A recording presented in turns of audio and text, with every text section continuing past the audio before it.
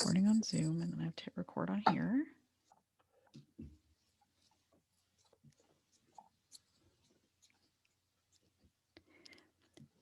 Welcome to episode 32 of the Civil War Breakfast Club.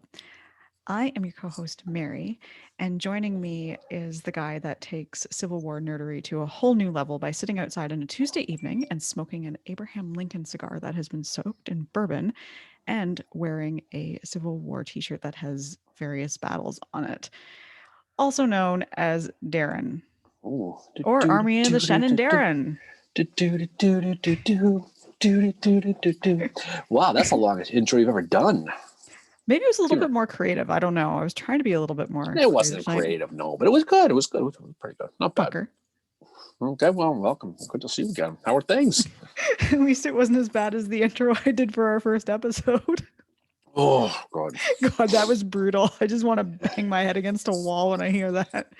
It's fun cringery going back and listening to that one. Yeah, for any of our listeners who might be new to the podcast, if you haven't listened to our first episode, please give it a listen and don't judge my horrendously bad intro. It wasn't as bad as far as you know. I told you that. Anyway, so how are things? How are you? How been a long time since last Saturday. How are things going? Oh, they're good. The weather here is beautiful. As I think it's pretty much the same here as it is where you are, able to sit outside and have a beer and all that. So that's nice. Oh, it was great today. It was a good day. Yes. So outside, fire that stogie up. Yeah. Good Southern tobacco. Woo. Good stuff. Ooh, but it was good. So we're back at it again. We had a good live last week, coming off a good podcast, and now we're going to be doing another one. As we are going to be heading, we're at the beginning of the war last time. Now we're going pretty much to the end of the war. So we're kind of doing the old, the whole, a full 180 here. So as we're going to talk about the Battle of Five Forks, which is a really good one. And I think it's one that people don't really spend a lot of time studying on. They think it's wedged in between Petersburg and Appomattox, but it's an important one because they call it, Mary, the Waterloo of the Confederacy. They do. They do. But more importantly, the first thing to get to is, what are we drinking tonight? Well, speaking of Waterloo, I'm drinking from Stellwagen Beer Company. It's called 1230 Flight. And there's zero significance to this podcast. I just wanted to drink this one. And I'm drinking it out of my Joshua Chamberlain coffee mug from Joshua's Tavern up in Maine because he's in this. Josh is in this one. Nice. I am drinking Shut-In IPA from Square Brew here in Goderich. And I chose Shut-In because it sounds kind of like Shut Out, which is basically what happens to Warren after this battle and his career in the Army of the Potomac.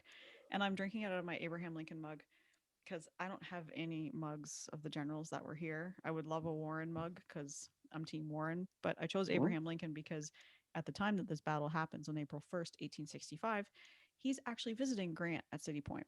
So he's sort of there. Do you think when they were at City Point on the old River Queen, they did a little bit of shad fishing? I think they might have. Yeah, they might have thrown a cast of reel. There was one party that was doing some shad fishing. Yeah, we're going to talk about that later on. There was a little shad. We're going to talk about a little shad later on, as a matter of fact, Mary, as we're going to talk about that later in this battle. And I think when people think about the Battle of Five Forks, they think about George Pickett, who was a big part of this. This is what they think about. But I think as we talk about this, it's just one piece of it. There's a lot of fish in the sea besides the shad with all Five Forks, Mary. There is. So we're going to be mainly talking about Five Forks, but there's actually a little bit of foreplay that happens before we get to Five Forks. We have to talk about that. So we have to set this. Okay, we're going to set the stage a little bit and kind of talk about kind of where they got to this point. We haven't really talked about this far late in the battle since a couple weeks ago at Bentonville, but this is kind of that extension of Bentonville. It doesn't really affect it too much, but it sort of does. So let's take it back a little bit. This is the tail end of the 9-month Petersburg campaign of Ulysses S. Grant's Overland campaign that ultimately ended in Petersburg, right? So it's right at the end of Petersburg and the beginning of Appomattox campaign. They split them up, but this is what it basically is. So basically, again, U.S. Grant, his trench warfare strategy is basically wearing down the Rebs. He wants to take Richmond, ends up having to go around to Petersburg, and he's going to basically try to bleed them out is what he's going to try to do. Cut off their supplies from Petersburg and Richmond, and basically he's going to basically try to bleed them. So February 1865, those rebel lines are getting stretched out thin. I mean, they're getting really, really stretched out thin. Kind of like your patience lately, by the way. I'm not just going to say, but but Fucker. but that's true though. But what they're going to do is Lee knows that it's finite. This is close to the end of the line for him. So he knows that his defenses are eventually going to become basically untenable. The line's thin. He knows eventually they're going to have to basically vacate the dance floor from Petersburg because they Oh, just can't stay there, big, right? big time. And the desertions are at an all-time high in the Army of Northern Virginia when this is happening too. Like Mhm. he's like, Grant, as you said, is trying to bleed them, but the the Army of Northern Virginia is doing that pretty well on their own with lack of Oh, they supplies, are. as well as like the men just being like, "Fuck this," and Well, vacating the Lee's dance floor. Lee's thinking, well, he's like, I can't stay here, so I like maybe we'll do it to try to get out of here, do an offensive. They're thinking about maybe making a run for Dansville, or maybe Lynchburg, but he'd like to. The grand plan, like we said before, he really in his dream of dreams would be to try to hook up with Joseph Johnston, Hmm. but he's dealing with Sherman down in the Carolinas. We talked about that a couple weeks ago. So Lee's going to go to Davis. He's going to say, well, I'd like to try to get the hell out of here. What do you think? And Davis is like, well, no, you got to stay and defend because you got to defend Richmond. You can't go. So, and not to mention, this is February, so the road conditions suck. So we ain't going anywhere anyway. He's kind of stuck there. Um, so he's going to basically, he knows he's going to have to at some point. He knows if he's going to stay there, he can't just sit. He has to do something aggressive. I can't run. I can't sit. I got to fight, right? So he's going to come up with this one idea, which is going to lead up to that Battle of Fort Stedman. There's a series of little battles that take place that lead up to Five Forks. We're going to hit a little Hmm. bit here and there. So March 25th, you know, they attack Fort Stedman, and basically the Rebs have a little bit of success. They do pretty well for a little bit. They eventually get pushed back. But you know what's going on there? They're losing soldiers again, and they ain't got any. So for Mm. every one of these little battles they do, it's a waste. It's pissing in the wind. Yeah. And Lee knows it. You Every know, time they have an engagement, they're losing more men, and that's on top of the men that are leaving every day because of desertions. So it's Mhm. not looking good for the Army of Northern Virginia at this point. So every No. engagement they are in is like, and they're engaged. They're doing a lot of these right now. You know. But say what you will about Robert E. Lee, okay? But he's not stupid, right? And so he knows that U.S. Grant is planning on smothering them, and he knows he's got to do something quick. So after Fort Stedman ultimately fails, he knows he's at this point he knows he's screwed. So and because he knows Lee, he knows Grant now was going to come after him. He knows it's a matter Hmm. of time. Little did he know that the day before Stedman, that Grant was already planning on an attack. He was going to basically decide within a week, he was going to basically attack to cut off the railroad and supply and communication line to Petersburg and Richmond. And so ultimately what he's trying to do is he's going to cut out their supplies, kind of like what Sherman wanted to do, right? But there's really one place he's going to really hit, and that's that South Side Railroad. There's one in and out left to Petersburg. And Lee knows he's got to defend it. Grant knows he's got to get it. So after Stedman ultimately fails, um, Lee knows he's coming to get him. He knows he is. So, Grant's going to begin to move the chess pieces around the chessboard at this point. He's going to pull General Ord out on a line. He's going to replace Andrew Humphrey's spot on line. He's going to basically, he wants to free up George Meade to basically attack Lee's left flank and go after that railroad. Um, so what he's going to do, he comes up with a game plan. He's going to order a guy named Philip Sheridan, who we'll talk about, who has an awesome hat, by the way, Mary. Just going to tell you, he has an awesome Leonard, hat. you just threw out the Leonard bat signal with that. That's true. And he's going to be Army of Shenandoah. He's a cavalry guy. We'll talk more about detail with him in a little bit.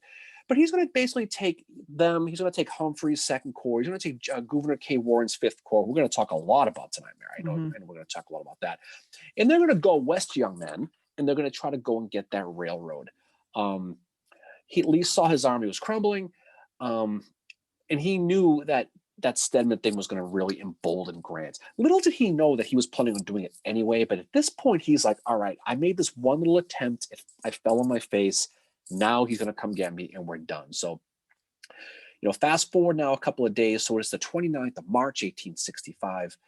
And Lee realizes that the writing's on the wall. So he's going to basically send some troops west of his line to protect that railroad. And he's going to send our old friend George Pickett. Mm-hmm. George Pickett's got 11,000 guys. He's going to send Fitzhugh Lee's cavalry, 3 divisions. A pretty good run of guys.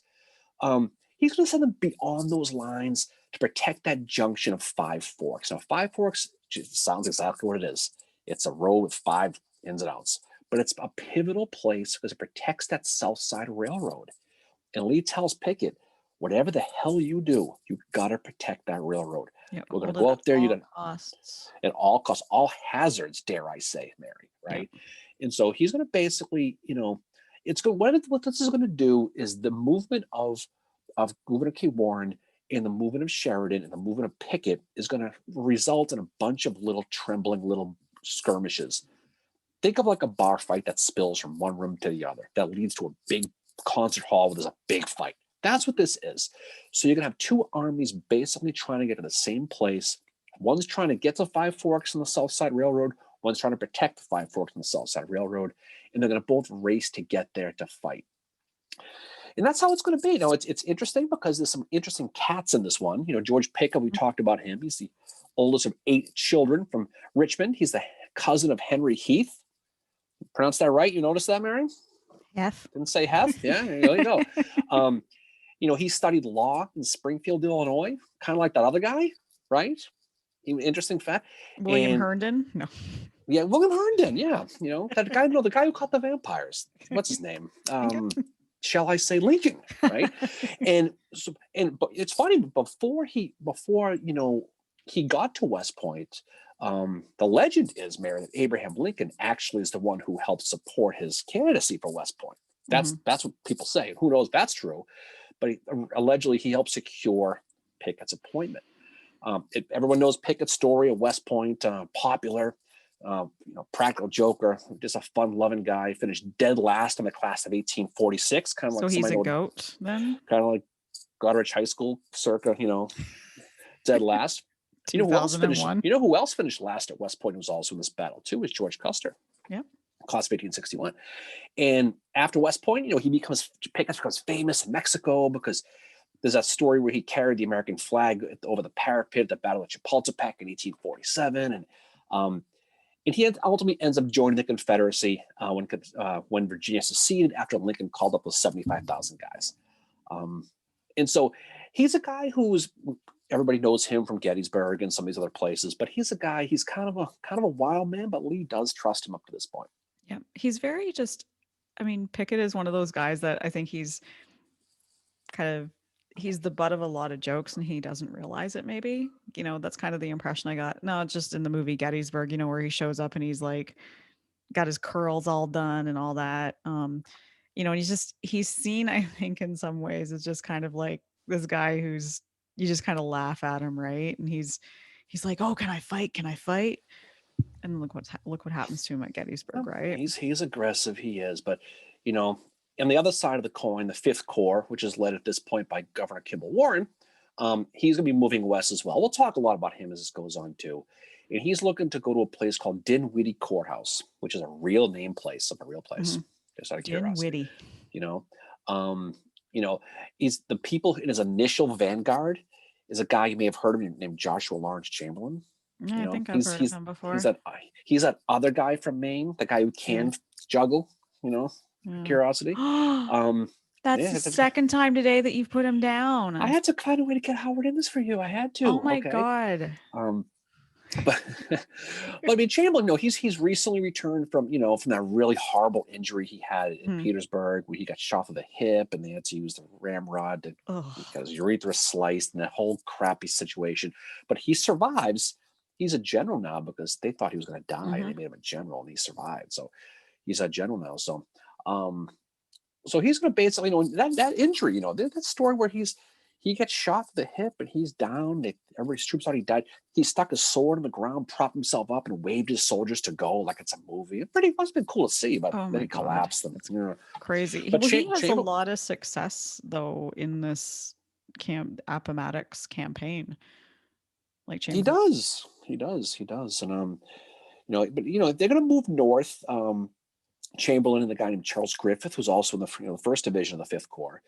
Um, and he's the division commander for Chamberlain. But they're gonna move north towards intersections of a place called Boynton Flank Road and White Oak Road, which we're going to talk a lot about.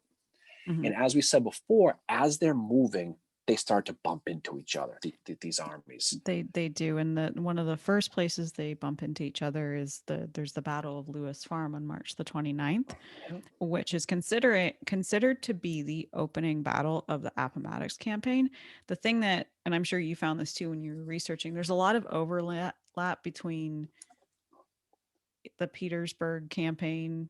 I hope I'm getting that right. And then the Appomattox campaign, which Mm-hmm. is like one of the last campaigns of the Civil War. There's a lot of overlap and there's some discrepancies between which battles fall into which campaign and all that. And I honestly don't know why it's not just like one big.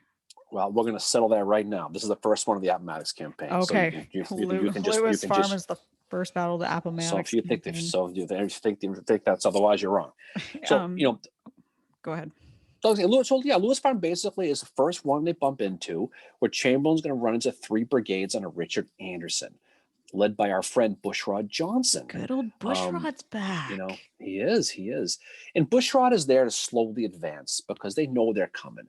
And Joshua Chamberlain gets injured again. He's almost gets captured at this one, as a matter of fact. Mm-hmm. Almost a tough day for Mother, they would say, right?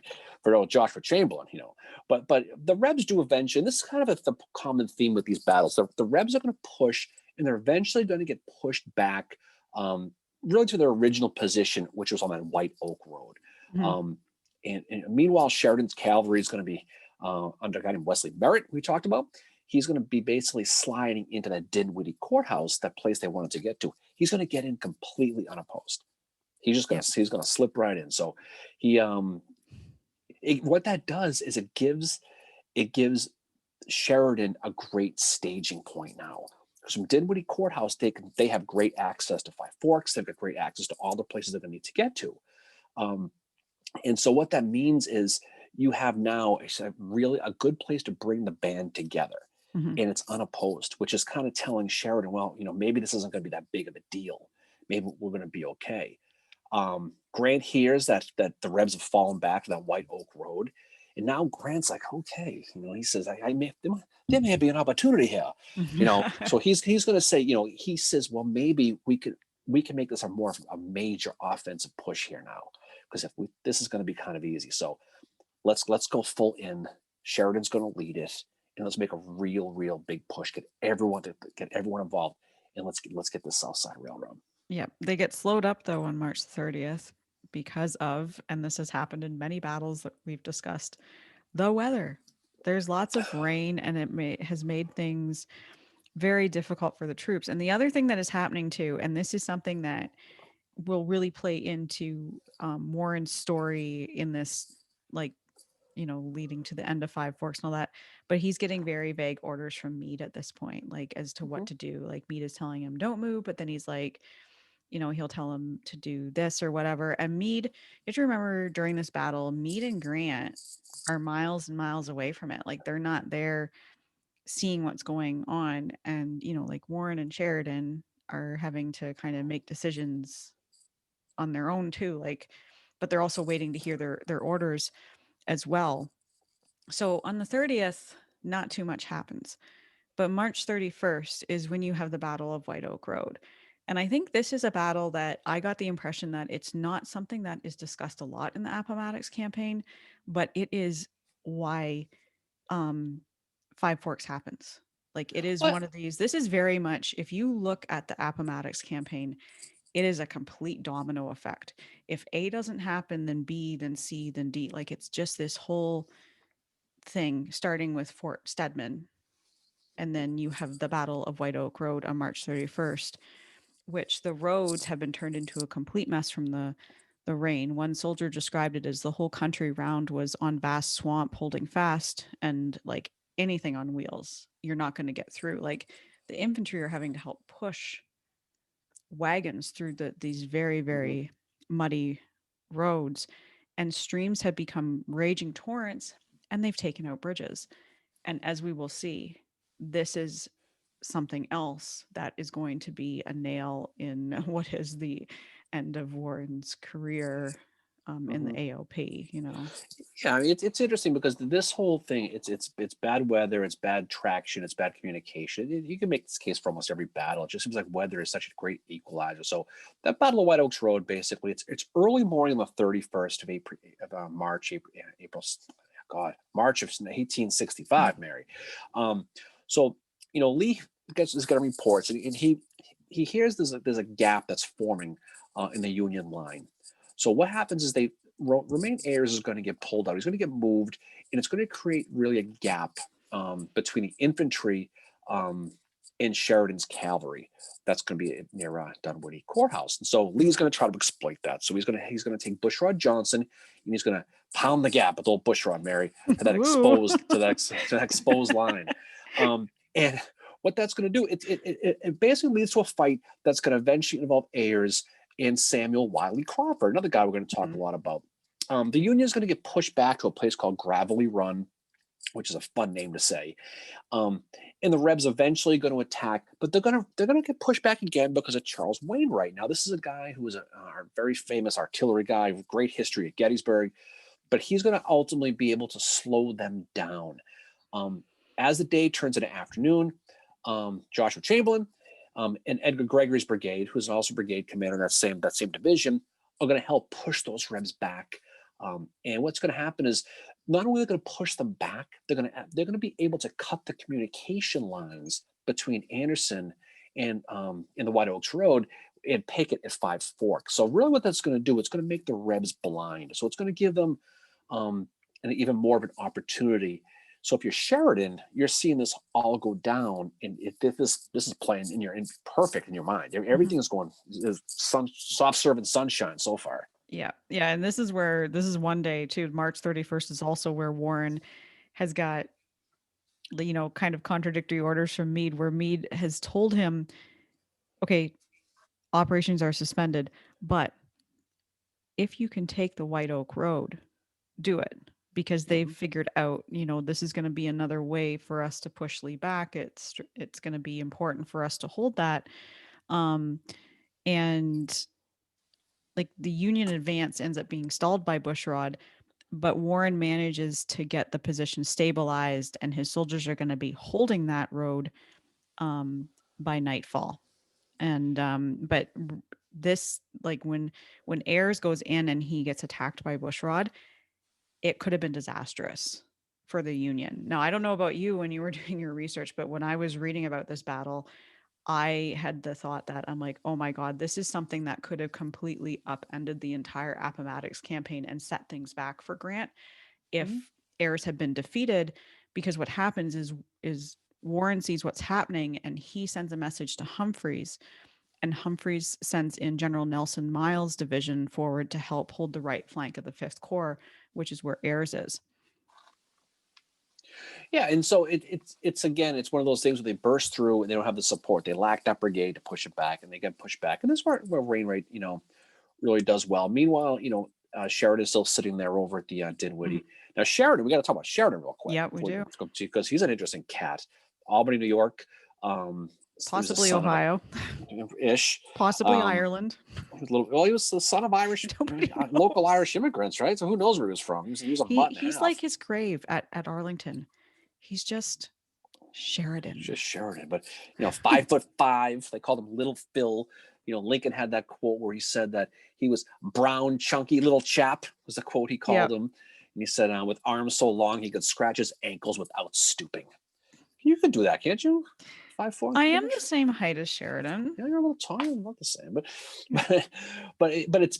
we'll talk about him, and the Little Phil thing's going to be interesting. But you're right, though, the Union does avert disaster at that White Oaks Road, Yep. but again, they don't, and so they see they made a mistake, but they survived it. And this is where you get lucky in these battles, and so things Oh, worked out pretty well. yeah, and Warren actually writes, he downplays the setback that could have happened. He says the temporary result of this attack by the enemy was such as different portions of our army had experienced on many former occasions in taking up an extended lines, but our loss was not great and was probably quite equaled by the enemy. So he's saying like, eh, this could have been fucked, but it's not. So can we just kind of like shove it aside and forget about it?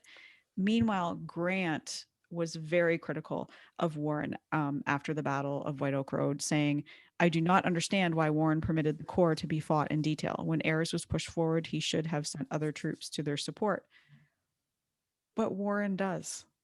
Like, this is just like No, there's going to be a lot there's more a talk about lot here with with Grant.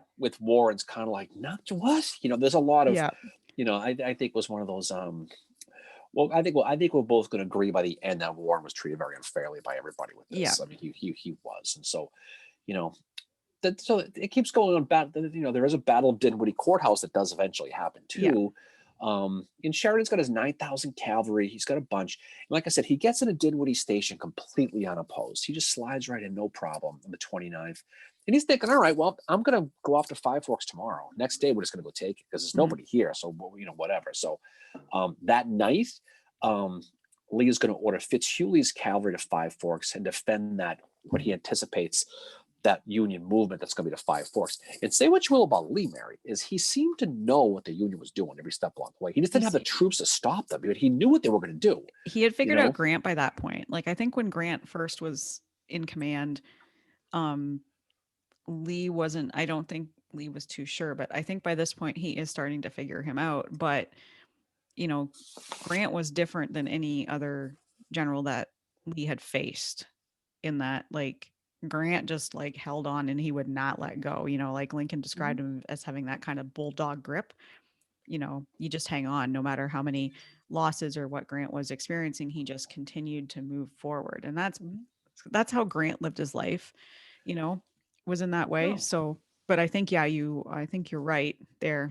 You can. Oh, okay. I'll take it. I'll take the W. Fucker. But Fitzhughley will come in with his division. He's going to have Thomas Munford. He's going to have William Payne. He's going to have Thomas Munford, who we're going to talk. We'll talk more about him later on. But they're going to roll in on the night of the 30th, and it's still raining. It's still raining. It just rains, right? Yeah. And then the 30th comes, and Sheridan's going to go to Thomas Devon, another Gettysburg guy. He's going to send his division of Five Forks anyway. He's going to go try to take those intersections. And this is when Devon does bump into Fitzlee's cavalry. So the Battle of Dinwiddie Station is basically going to be a cavalry battle. Mm-hmm. And you're going to have guys like Thomas Rosser and Rooney Lee's division. There's going to be some guys coming in, but Devon's going to be surprised by this, and he's going to ultimately get pushed back until the next day, which will go to the 31st. And guess what? It's still raining. Yep, it is. It's still raining, and it's so Dinwiddie Court, like the Battle of Dinwiddie Courthouse, is going to end up being like a tactical victory for the Union, or not the Union, the Confederates. Yeah, I mean, Sheridan's going to basically send two of Devon's brigades towards Five Forks, and two have got him George Crook's division. And they're going to guard those pair of fords. They're going to basically send Crooks to guard to protect the Union left flank, and they're going to send Devon in to try to attack. Charles Smith's brigade under Crook is going to basically be dismounted because they can't ride because the weather's so bad. They got those Spencer repeaters, right? And they're going to try to be firing away to try to hold off Fitzlee's attack. It goes back and forth for most of the day. But to your point, the Union does fall back towards Dinwiddie Courthouse. They just can't sustain it. So by nightfall, the armies, they're kind of pushed back to where they started, but they're close together. And the Rebs are going to try to, they're thinking, okay, we're going to attack first thing in the morning. We're going to go to town with this because we think we have a shot here, Yeah. And there's a lot of things that happen on the evening of March the 31st that are going to play into not just the Battle of Five Forks, but also what happens to Warren after that as well. The Battle of Five Forks is like, you read about it in Grant's memoirs and it seems pretty straightforward. At least that was my impression of it. And you read about other places too. And it seems like a pretty straightforward battle, but there's a lot of miscommunication that is happening. And there's a lot of stuff that kind of goes down that, really plays against Warren at the end of all this. And so Warren is ordered to go assist Sheridan with his whole corps. And Grant tells Sheridan that he's like, yeah, Warren will be there by midnight. Like, what? Yeah, he has based that on nothing. Like he doesn't have any basis for it. He doesn't know that the bridge at Gravelly Run is completely out and they've got to somehow repair that so that Warren can get across it. Um and then in his biography about Warren, Jordan says that all Grant did with this, telling Sheridan that Warren was going to be there by midnight, is give him another reason to distrust the commander of the Fifth Corps, who was Warren. And midnight came and went with no sign of Warren and his men. So the thing with this is there's a bit of background to it. We thought there was like Dallas level drama going on in Chickamauga with Bragg and his army. And after that battle, Warren and Sheridan, you're talking the two biggest egos in the Army of the Potomac at this time. I know there's other big egos out there, but these two hated each other Well, for what's so whatever funny about it? reason. There's a phrase that says, go, no good deed goes unpunished. You've heard that's a phrase I invented. I've heard that before. But that night of the 31st, Sheridan, okay, is getting attacked at Dinwiddie. And Warren Yeah, can hear the guns. It's his idea to go help him. exactly. So that's the funniest part about it. So he goes, why don't I go help the guy? He goes to Meade and says, why don't I go help him? He says, but I'd like to go, but just that bridge over Gravelly is all fucked up. That needs to be repaired before we can do it. Plus the roads suck. So we'll go. So Meade's like, okay, fine. But Meade does not tell Sheridan so he's just to your point. He just says he'll be there at midnight, and so he says she's good idea. Tells Warren, okay, get ready to go. Leave by 9 p.m. Be ready to go. Again, this is Warren's idea. Okay, now Meade's basically saying, good idea, go.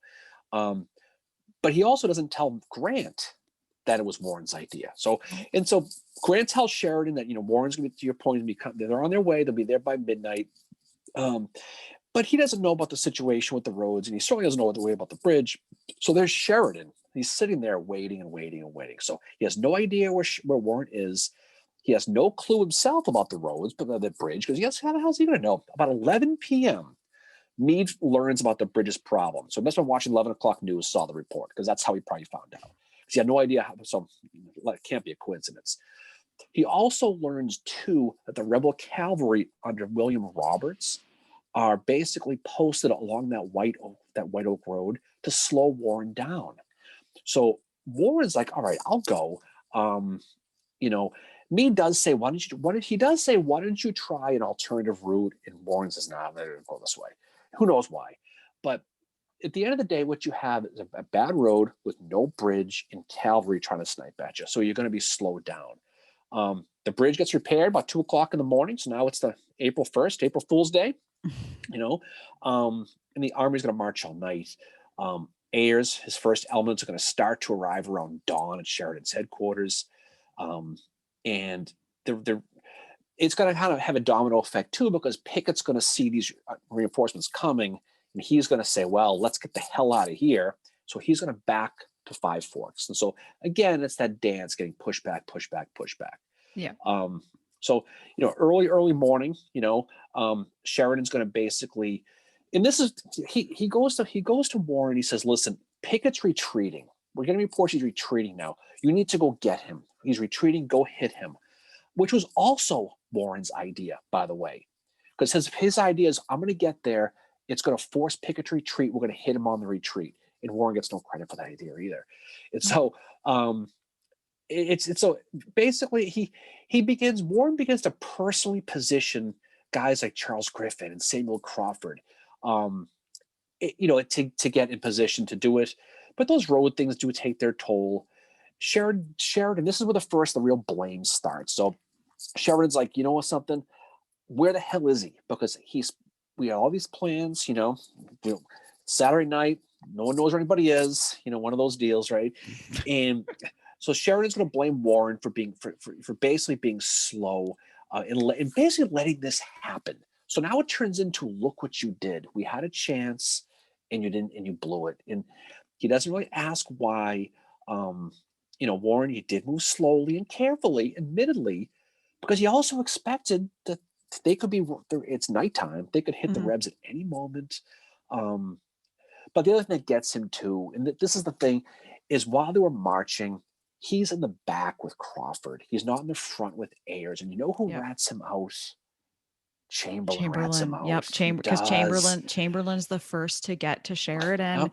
in the morning, and Sheridan just says to him, "Why did you not come before? Where is Warren?" And Chamberlain's like, "General, we are withdrawing from the White Oak Road. We just had a fucking fight there. He's bringing up the last of his division."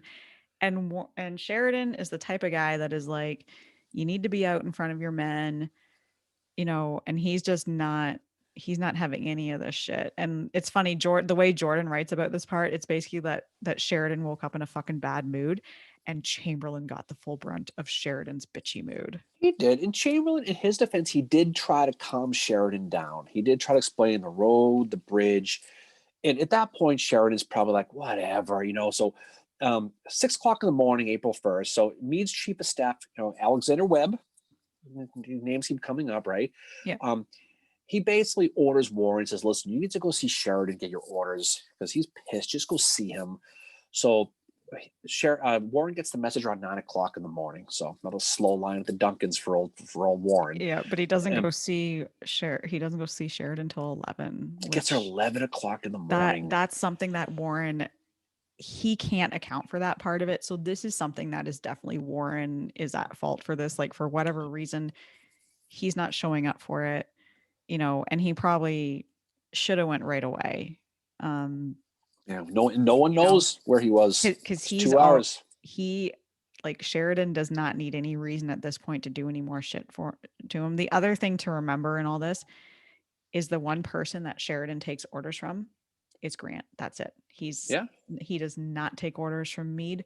Sheridan does not want anything to do with taking orders from Meade at all. So this is kind of like, it's an interesting dynamic that is playing out here. Kind of like, sort of, there's a little bit of Mean Girls going on. It's the Mean Girls in the cafeteria here, not fucking catty. The cheerleaders aren't talking to the history nerds like us. I'll tell you that right now. So Sheridan, he finally gets the band together at Dinwiddie Station. He basically he has his plans. He literally takes out his sword and he draws in the dirt the plan. Just like the movie, right? He draws with his scabbard on the sand what he wants to do. He basically, and this is part of the problem though, is Sheridan's plans to attack Five Forks are screwed up right from the beginning because his intelligence is wrong. So he tells Warren, he's in charge of the Fifth Corps, the rebel lines are longer than they actually are. Not the first guy to embellish that, by the way, Mayor. I'll tell you that right now. But what he didn't do is he didn't double check the Confederate line, because he didn't want to get seen. He didn't want to reconnoiter and get spotted. So they assumed what they were was where he thought they were. So he basically thought the line extended 3/4 of a mile longer to the east than it really did. So he set his entire plan in the dirt with his sword on wrong intel. So you can see where this is going, right? It's not only that. So before he tells him his plan, Sheridan totally chews Warren out, because Warren arrives and Sheridan's like, "The fuck were you?" kind of thing. And Warren's like, he just said, "Well, we've had rather a field day of it since yesterday morning." And then Sheridan just stands up and says, "Do you call that a field day?" Like, just told. And Warren's like, "Ooh, okay." Like, just not, it's so dramatic, and then as you said, Darren, Sheridan is going on bad intel. And that's when Warren goes to start setting up his troops based on this intel that Sheridan is giving him. He does. But the one thing about Warren is he has been criticized, and that Warren does do this, that he sometimes questions, what his what his commanders are doing. And at this point, Sheridan is the one in command. Warren does question it. But in this case, he just goes and does it. He gets them set up where Sheridan tells him to. Yeah, he assumed this is he thinks, well, this is the order. So meanwhile, on the other side of the coin, you get old George Pickett. He's back at Five Forks, and he's basically guessing where the Union was organizing his force. It's basically, he knew they were probably going to attack him on his left flank, and he was right about that. That's what he was guessing. I mean, so he asked Bobby Lee for reinforcements, which of course don't come. And Lee, he's also pissed, right? Oh, well, allegedly. So Lee sends that message to to Pickett. He says, hold Five Forks at all hazards, protect the road to Ford's Depot, and protect and prevent Union forces from striking the South Side Railroad. But then this is where it gets interesting. He says, I regret exceeding your forces' withdrawal and your ability to hold the advantage you gained. Okay, but here's the thing, though. You know who said that quote? Reported that quote was Pickett's wife after he died. So you know if they even said that. But if you read that quote, it's basically saying, listen, you had the White Oak Road, but you blew it. You had it and you got pushed back. Don't screw this up now. You basically is like, don't let the family down. So I'm not so that's angry. I'm not so angry. there's a I'm lot just of anger. disappointed. This is like, you know what this is? This is like at the end of a long day at work. And the day at work is the Civil War, and everyone's in a shitty mood. Yeah. Just get this. They're cratchety. You know what I mean? Very, very cratchety. Kind of like some people I know on a Tuesday at 6 o'clock at night. But five forks. So Five Forks in mid morning at that point. The Rebs start to build their line, so and this is the problem too with this, where this terrain comes in. You're talking about it's been raining for a couple of days. Yep. I mean, you've got really a crappy place to build a defense. They're trying to build these weak breastworks. There's no really place to put them. They're doing like one log because they can't stack them on top of each other. But also Pickett's thinking, you know what? We might be just fighting cavalry here because we haven't seen the infantry yet. We don't know, so they don't know the White Oaks Road is that battles happened. They don't know what the story is, so they're kind of basically not sure what they're going to get. He positions William Pegram's artillery. 23 years old, that's all he is. William Mm-hmm. Pegram. He's a interesting cat. That one, by the way, William Pegram. He was 18. He was at John Brown's raid at Harper's Ferry and watched the execution with old John Wilkes Booth. He very religious in the head. He felt that the South's victory in the Civil War was God ordained. Um, he went through the entire Civil War at that point without being injured once. He said it was God was protecting him the whole time. Well, he's going to find out the hard way. It doesn't, Oh. but he's a guy who he enlisted right after Sumter. He was the one who had that quote where as soon as John Brown's raid happened, all those militias filled up in Virginia. That was the beginning of the Confederate Army. That's who had that quote Mm-hmm. because that's what happened. Yeah. But basically, he's put in a very dangerous position. But Pickett's line is going to extend east to west, north on that White Oak Road. So he's going to have his cavalry on both flanks. He's going to have Fitzhugh on one side. He's going to have a guy named Rufus Barringer on the other side. And he's going to arrange his infantry basically right to lefts, where he's going to have Montgomery Chase, Robert Mayo. He's going to have George Maryland Stewart, another Gettysburg guy, William Henry Wallace, and Matthew Ransom. So he's going to have a pretty good line right north, right along parallel to that White Oak Road. So he's sort of ready, but he has no real good defensive position. He also has no idea who the hell he's going to be fighting because he has no idea what the situation is going to be on the other side. Yeah. And eventually, this is where Pickett decides that there's not going to be a battle. Well, there's that too. So he basically he falls asleep with a switch here in a little bit. So, but you know what though? He should have though, because earlier at dawn that morning, Custer, his cavalry division is reporting that they verified that they did pull back to Five Forks. Sheridan's going to order the cavalry under Merritt to basically go chase Pickett down to Five Forks. So he's going to do it. The ground's wet and they can't ride, so they dismount, but they do hit that rebel right flank at the beginning. But but they do report back Custer that the line's too strong for cavalry right there. So around noontime, Grant's this is kind of where you start to see the cafeteria talk starting. So noontime on the first. Maybe he thought it was an April Fool's joke. We don't know. But or a guy named Orville Babcock, who's a staff officer in a Grant, he's going to tell Sheridan, listen, if you want to get rid of Warren, you knock yourself out. If you want to get rid of him, send his ass back to headquarters. You totally cool. Totally cool. That is all Sheridan needed. And again, what is happening here is bad intel. So Grant is basing this order off of some bad intel that he got from some of Warren's men. So Grant wants to know where the Fifth Corps is. So he sends an artillery captain named E.R. Warner who is actually sent by Rollins to see where the Fifth Corps is. So he finds Wainwright and Colonel Fred Locke, and Locke is the Fifth Corps adjutant. And Warren had told them to get some sleep and then rejoin the Corps in the morning. And the last Locke had heard is that the bridge over Gravelly Run was still out and that it was going to be repaired. That was what he knew before he went to sleep. So of course he's waking up and he's being asked, "Where's the Fifth Corps?" And he's like, "Oh, the bridge over Gravelly Run is still out." And he tells Warner this. He's like, "So Warren's probably a little bit delayed."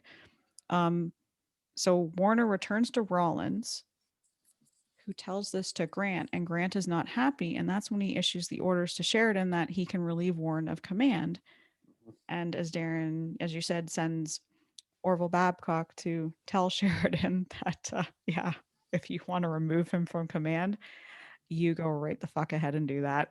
Well, It's all what's yours. funny is it's Sheridan says, you know what? No, he says at this point, he says, you know what? Tell Babcock it's not necessary. It's totally fine. Yeah. And Warren doesn't know this until someone leaks the info to him. You know who leaks the info to him? Chamberlain. Who He's apparently is the one who's passing the notes in class. Oh Hey, my guess God. what? So Chamberlain's going to tell him, just so you know that they're going to fire your ass, right? And so I can't imagine. What? He's like, no, what the hell? So in a nutshell, Sheridan's plan is very basic. He's going to he wants Custer to basically feign to the left on that rebel right flank, along with Henry Capehart, and then he's going to have Warren's going to basically attack that rebel left flank. That's going to allow Thomas Devon's cavalry to make that frontal attack. As soon as he hears Warren's attack starts, then Devon's going to attack the middle. That's basically, in a nutshell, what the plan is. Yeah. But so 1 o'clock, this is kind of starting to formulate itself, kind of ready to go. Warren gets his orders to move his corps. They go to a place called the Bissell Farm, and he's explaining he explains the whole situation. He says, "Listen, here's the deal with these roads, this marsh, the land. It's a friggin' mess." So, he's told to advance the entire army. This is where Sheridan's probably right. He does not want to attack piecemeal. He wants to go full banana in. Mm-hmm. He wants to do 2-division front, 12,000 guys with his third in reserve. So he's going to have Sam Wiley Crawford first. He's going to have Griffin second and Ayers in reserve, but he wants them all going. But the problem with this is this entire plan is based on where they think the Rebs are, and they're not there. Nope, they're not. Ayers and Crawford start to move their men forward, and Griffin is behind them. And when they reach the White Oak Road, with the Gravelly Run Church Road intersection, they find that the Confederate lines don't reach that far. And this is not what Sheridan had indicated to Warren at all. So, Warren's got to kind of be like, what the fuck are we going to do now? We've got to get the men turned a certain way and get them going back towards where the Confederate lines actually end, because we're too far out to be able to do this. So Warren is having to deal with Crawford's men and getting them turned around. So he sends a message to Sheridan, and he says, "Tell him the enemy's lines are broken and I am in full pursuit." And Sheridan responds to Locke, because that's who Warren sends. "Tell General Warren, by God, I say he wasn't at the front. And that's all I've got to say to him."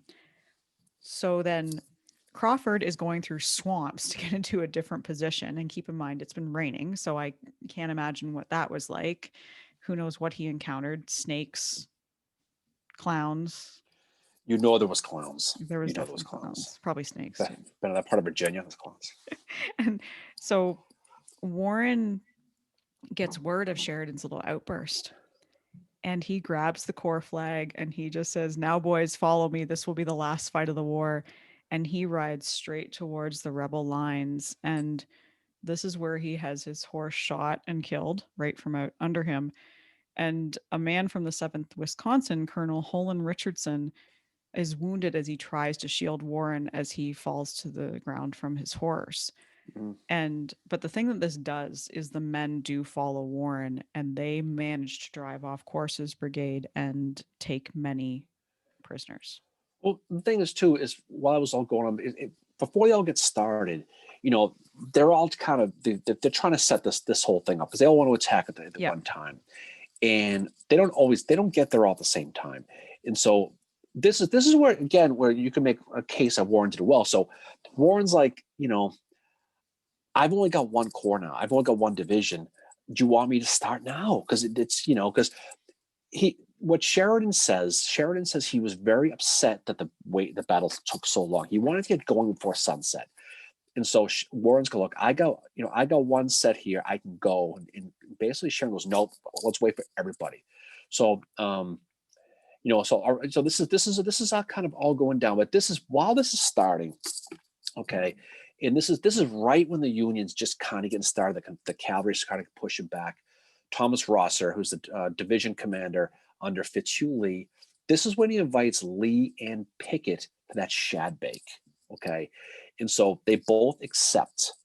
And the thing about it was interesting about this was even after Fitzhugh Lee, he'd already heard the reports that some of his rebel cavalry under Roberts was already being hit by the Union cavalry. So they knew something was up.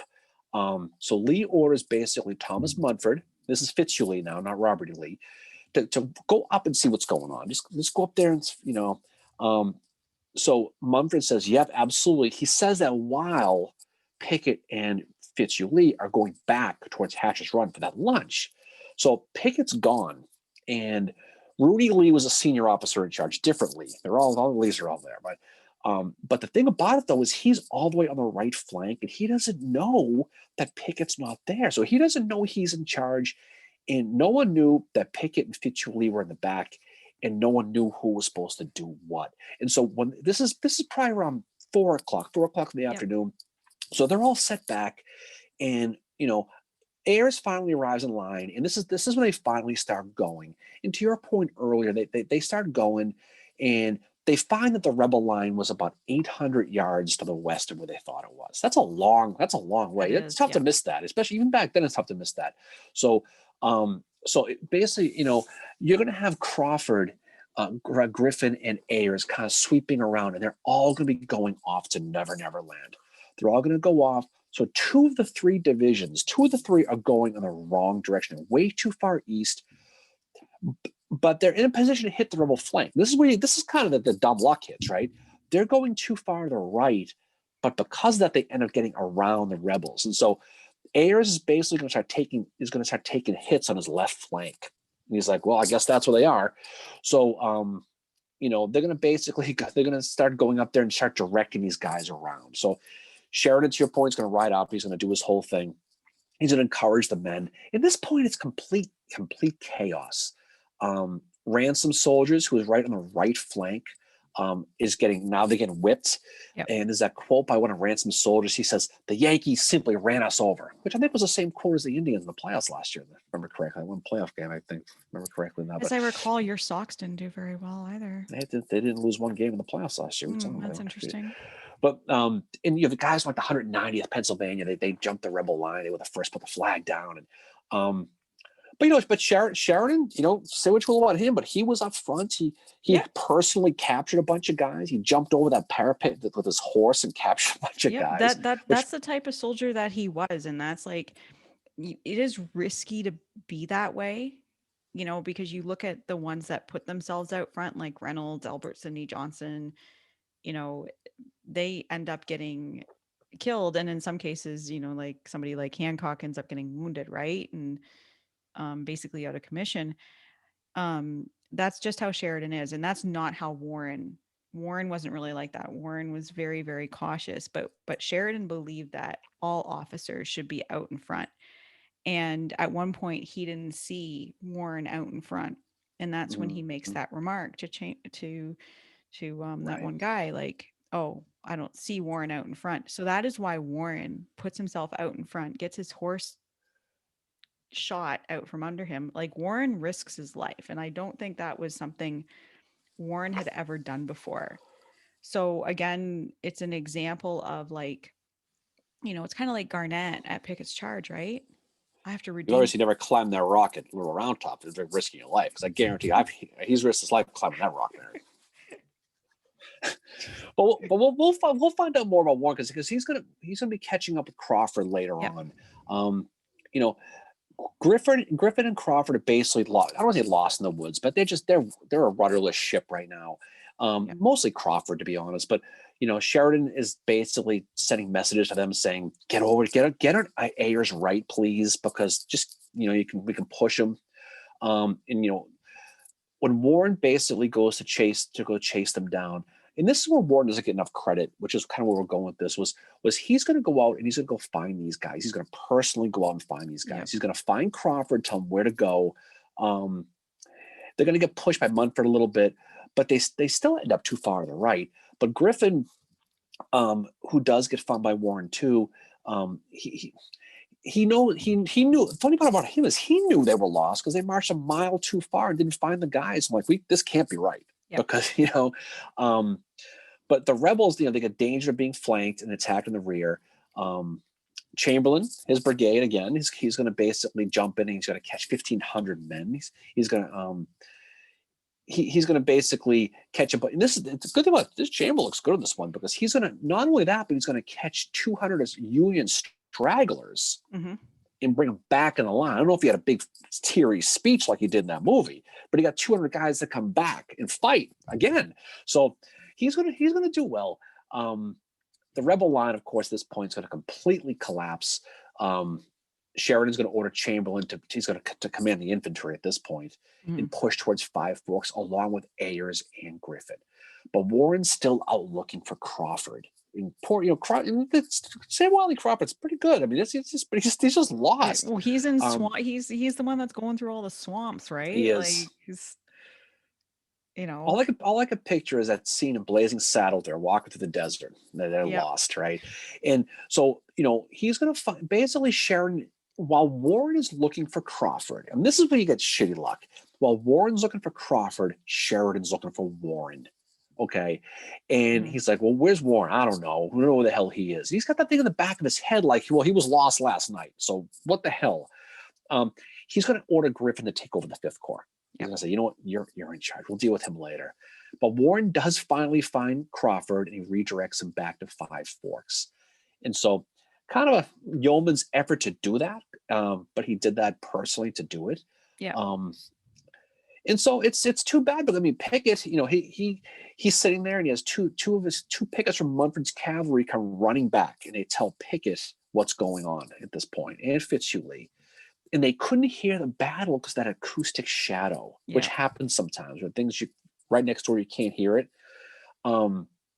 And Pickett sees the Union line coming at him, and he begs the cavalry, "Oh, can you just slow them down? We got to get out of here." It's got him Captain John Breckinridge is going to jump on his horse and charge the Union line. He's going to get killed. But it does give Pickett time to escape a little bit. Fitzhugh Lee is going to deploy his division on the north of the Hatcher's Run, right into the big lunch place, right into the big Red Lobster where they have the big shad bake. And because they wanted to keep that Forge Road open because that was their escape route out. So Pickett, pulls is now you have to pull troops from your front to protect your back. Yeah. So that's never a good thing. And so it's just it's just the lines are completely falling apart. Eventually they got to finally pull back. And it ends up being a complete mess is what it ends up being. It's a huge clusterfuck. But this is where, where Pegram, we talked before at the very beginning of this, this is where he's going to meet his demise, right? He's got 3 guns right up the west of that Forge Road. He's riding between the guns, trying to get his guys get his guys and keep firing. He's going to get mortally wounded. It was his first injury, like I said, first injury he ever got. And he had been sleeping, right? Like, hadn't Pickett told him just to have a nap, and then they woke him up when the battle had started, and he got on his horse, and he was like, "Okay, gotta go." And and it just stay sleeping, But Warren, that's the thing is the final charge is led by Warren. And so Warren, he finds Crawford's division. They're chilling in the woods, maybe doing some whittling, what they're doing, okay? But they're not attacking Corse's breastworks as they're ordered. And this is Crawford isn't going to go to this one. And Warren's going to take that Corps flag you were saying earlier. He's going to ride in the front. He's going to get them all going, the horse shot thing. But he's going to ultimately, that's going to help get them going. It's going to push them through. And Warren's going to send an aide to tell Sheridan your quote about the thing before about tell Warren, by God, he was not on the front. And this is kind of unfair because Yeah. I think it's a perception. I think with this battle with Sheridan and Warren wasn't going to do anything right with this one. It just No, wasn't. no, it was set up from the beginning to be that way because apparently Grant and Sheridan had a meeting beforehand, to talk about what the strategy was going to be for getting to Five Forks. And this was happened in late March. But they also talked about how they felt about Sheridan, and neither of them liked Sheridan, and they basically wanted him gone. And Grant had said, "I don't know why Meade didn't get rid of him after certain points or whatever." Um, but yeah, like, just Warren grabbing that flag, which seems so, I think was kind of uncharacteristic to him, but it led his men. But he's doing that because he knows that Sheridan has said of him, I've seen Warren, he's not out at the front, because that's Sheridan just expected him to be, he thought officers should be out at the front, which is, Right? that's very reckless. We saw what happened to Reynolds with that, as well as, Lytle at Chickamauga and Albert Sidney Johnson at Shiloh. Like, it is a very reckless thing to do. Like, yeah, you can rally your men, but again, this kind of goes back to Warren feels like, okay, I've got to redeem myself now because this guy thinks I'm not doing my job. So I'll put myself out there and lead my men. But I Mm-hmm. mean, it worked. He captures a lot of prisoners, you know, Well, it's a with this. perception versus reality thing. I mean, he thinks Yeah. there's no those troops, but he's up front leading them. He's like, no, he's not. For God's sakes. I mean, but as the battle goes, night's going to eventually fall, and it's only a 2-hour battle. It's not a long battle. Yep. Custer's going to try to chase the Rebs down, but they're going to get away.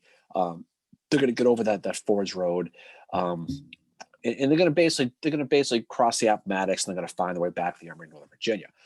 But the interesting thing about this is the ramifications that come afterwards, right? Yep. For both sides, because you can imagine how pissed off people. You can imagine how pissed off Lee is, right? So, Lee wants no part. When he finds out this whole thing, he wants no part of Pickett anymore. He's had it. No. There's that story where, he thinks he fires Pickett, and then a week or so later, he sees Pickett ride by him on his horse, Yep. and he says to his adjutant, I assume it was probably Taylor. He says, "What is that man still doing with this army?" So he has the impression that they got rid of him, and I don't know what happened with that. But the big one is Sheridan and Warren, because remember before how Grant kind of gave him permission to fire him, and he said no. Well, now he's going to change his mind. Yep. And that happens around 7 o'clock. That Warren gets relieved of command, and Griffin is officially put in charge of the Fifth Corps. And so Warren goes to Warren finds out about this, and the order is Major General Warren commanding the Fifth Army Corps is relieved from duty and will report at once for orders from Lieutenant General Grant commanding the armies of the United States. And Warren is kind of like, what the fuck? Like, what? Why? And Warren probably did think, what the fuck? Because Warren was one of the more colorful language users of the Army of the Potomac. Yeah, he asked him to reconsider. Yeah, he did. He goes to him and says, like, can you reconsider this? And Sheridan says, reconsider hell. I never reconsider my decisions. Obey the order. So Sheridan never reconsiders his decisions. Maybe that's why he always wore the same hat. He couldn't reconsider it. That was a good hat, though. But so but you know what? A lot of Warren's subordinates are going to try to defend him after this, even long after the war. And they do Warren's have that. Men really respected him. They saw him at the front of the line. They did. And in Sheridan's defense, he was the front of the line too. He wasn't sitting back. No. But, when this thing kept going on and on, they had that 1883 conference to talk about this long after the war. Mm-hmm. And they basically said Sheridan's removal of Warren was completely unjust. But Warren, he didn't care at that point. He was just, he's like, what the hell with this? And he was completely irate, and he never got over it, to the point that when he dies, he refuses to be buried in a military uniform. He's buried in a civilian's uniform. His grave, I've been there, is very nondescript. Mm-hmm. It just says, I think it says literally, "Here lies General G.K. Warren. Fuck Sheridan." I think that's pretty much says on it. That's what it should say. Yeah. But sorry, go ahead. I was going to say, but he just wanted no part. A lot of these guys, I mean, you see a lot of these general graves that and pick one. They're all very decorated with what they want to say. Mhm. You could tell Warren, and you feel kind of sad when you're there too, because this is a guy. He had no reputation of being a coward at any point. No. People know him from Gettysburg, right? From helping get the troops from getting strong Vincent, the Fifth Corps, up there. It's kind of ironic that the Fifth Corps is the one who kind of doomed him at the end, I know. right? With this, Yeah. but he didn't deserve what he got with this, No. and he's somebody who I think was put in a bad place, at a bad time. And when you consider it was his idea to support Sheridan that doomed him, and he did everything, almost everything right. There was really nothing you could egregiously say he did wrong. There was no counter march with this. There was no mud march for the most part. There was he was going on information that was bad intel given to him from Sheridan's staff, and he still executed the order because the order was attack the front, get around the rear, Mhm. and they ultimately achieved every one of their goals. But it wasn't going to be enough for Sheridan. Sheridan wasn't going to put up with it at any point. You No. could just tell. They had it in. Grant and Sheridan unfortunately had it in for Warren. You can see it in the way Grant writes in his memoirs. He's very much, he doesn't really, I mean, Jordan, it's really funny in his biography of Warren, refers to Sheridan as Grant's pet. He's very critical of Grant and Sheridan in this. And I mean, I do agree with the criticism. Like Warren is an arrogant asshole. He really is, but he's very talented in his own right, and he did not deserve this kind of treatment that he got. Like Warren to me is the other hero of Little Round Top. Chamberlain would not have been able to do what he did without Warren finding, that position that day. Um, you know, and so after he gets fired, Warren, or not fired, he gets relieved of command. Warren goes to see Grant, and Grant basically says, "Yeah, it was my idea. Like, I mean, I think really well of your judgment, but you know what? You question orders before you execute them. You don't play well with others, and you you doubt your superiors, and you interfere with your subordinates as well. So you're kind of causing shit here." And that is, Warren has done that. He is guilty of doing that. But the thing is Warren was not guilty of doing that with Sheridan at this battle at all. He was, I think, legitimately trying to help Sheridan out. But this was a case of like, let's make it personal. Um, and as you said, Darren, Warren's men do not agree with it. They rally behind him. And one of his men was quoted as saying, "One thing is certain, that he always had the respect and confidence of his troops, and his courage is of the highest order." He's very respected as being the commander of the Fifth Corps. Um, and Grant says in his memoirs that he was very much dissatisfied with Warren's movements in the Battle of White Oak Road and his failure to reach Sheridan in time, that I was very much afraid in the last moment he would fail Sheridan. So that right there is, we know from how things play out, you know, that is not Grant's kind of twisting the truth a little bit in his Mm-hmm. memoirs with that. He's, the historical memory of this battle is not what Grant's writing is different, I think, a little bit from other accounts of the battle. The one thing that, a funny quote from Chamberlain that I found is, he said, "Were Warren a mind reader, um, he should have known it was a time to put a warmer manner towards Sheridan at this battle." So basically, don't be the usual shit disturber you are. Mm-hmm. And another guy, Colonel Charles Morgan, who was chief of staff for the Second Corps, told Warren, "The cards were stacked against you. You could do nothing to satisfy Grant or Sheridan in the frame of mind they were in." Too many egos in the kitchen with this one. There's no Yep, question about it.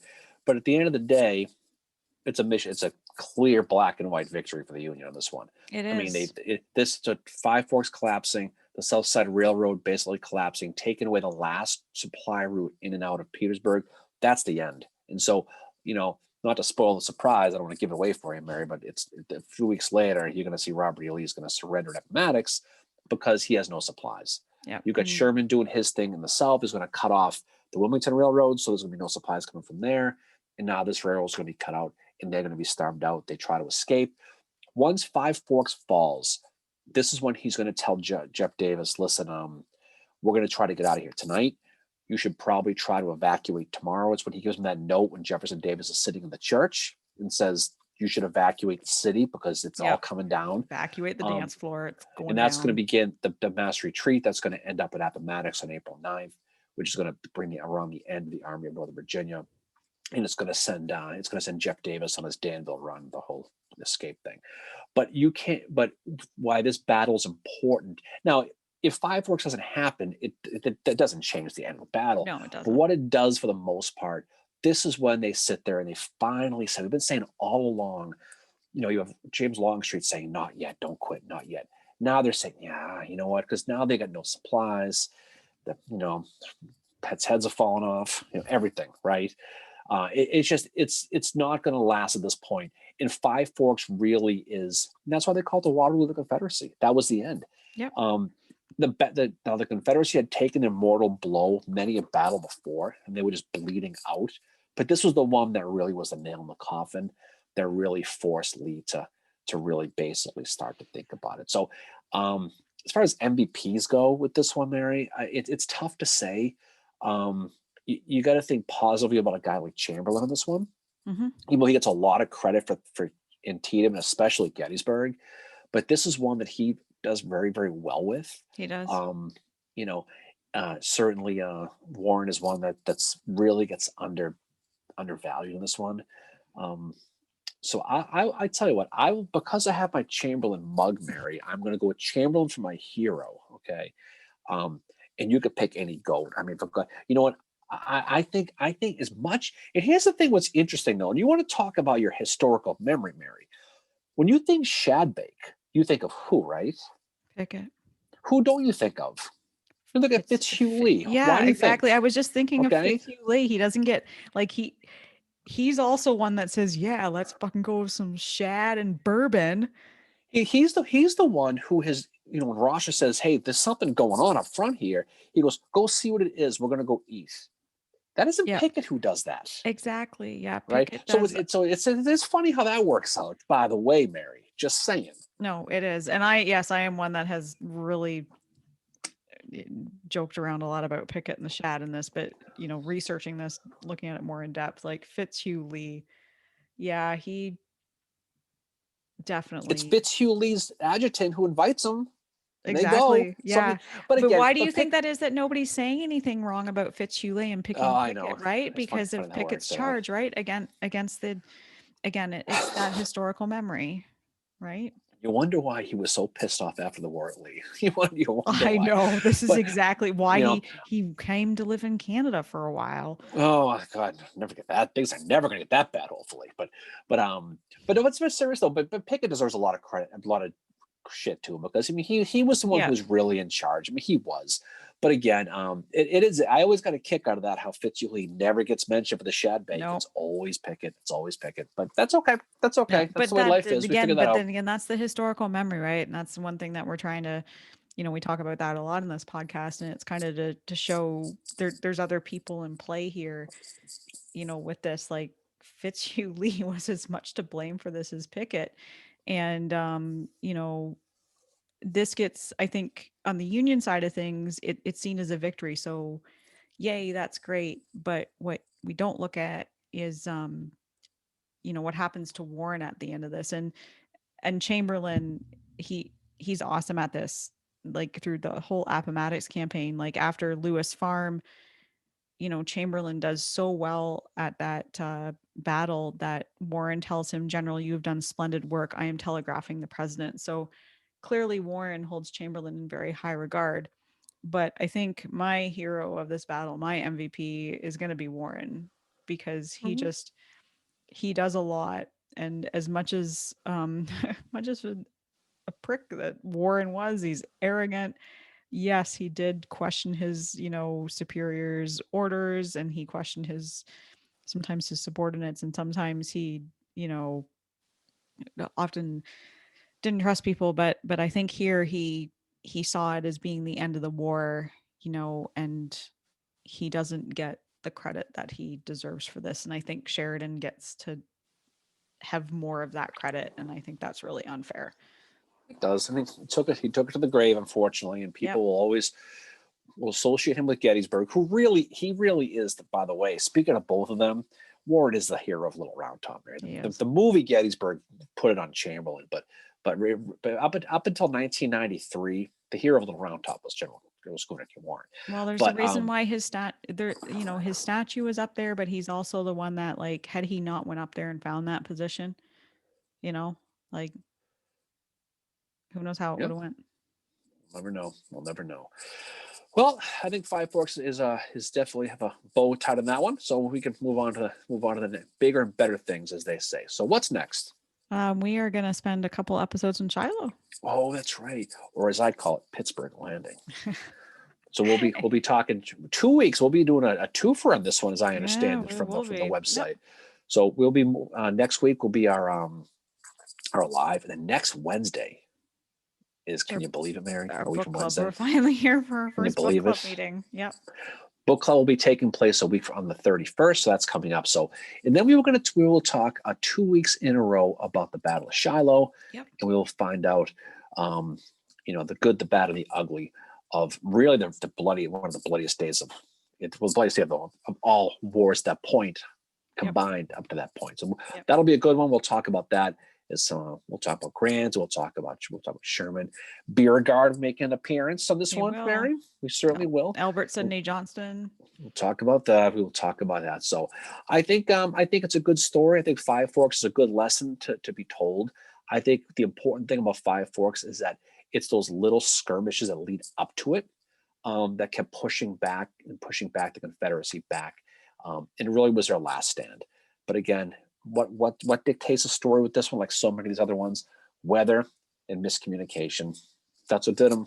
That's what does them. Exactly. And just when you're looking at this battle, look at a whole bunch of different sources and find out, what the real story was behind it, because there are people at this battle that don't get enough credit. And there's some people at this battle, like Pickett, that maybe don't need as much criticism as they get, because there's other people involved too, like Fitzhugh. It certainly are. This certainly are. But in case, that's a great episode for that one. So we will drop it at this point and get ready to talk about. We'll go back from the east, back to the west. We'll go back from the end of the war, back to the beginning of the war. We'll jump back and forth like we always do, as we talk about the Battle of Shiloh, Part 1, followed by Shiloh Part 2, and we'll be ready to go. So that's it for this. So we'll be moving on to the next one. Any final words from you, Queen of Kincardine? No, thank you to all our listeners for all your support through these 32 episodes, and thank you to you, Darren, for being the awesome co-host you are. 32. I'm dealing with this at 32. Oh my goodness You gracious! have my Wow. grumpy mood swings and everything else. Bipolar roller you are, but that's okay. We'll have fun. But I think that's a great time. So onwards to 33. So we will look forward to that one. So again, thanks everybody for listening. We appreciate the support. We appreciate everybody jumping on the lives, our round tables, and putting up with the shenanigans that is the Civil War Breakfast Club. Even to you, Mary Fincher, even though you're pretty good yourself, no matter what people say about you. Thank you. Anyway, guys, until next time, have a wonderful Saturday, and we'll see you all again soon. See you on the other side, as they say, and of course, peace out. Bye, guys.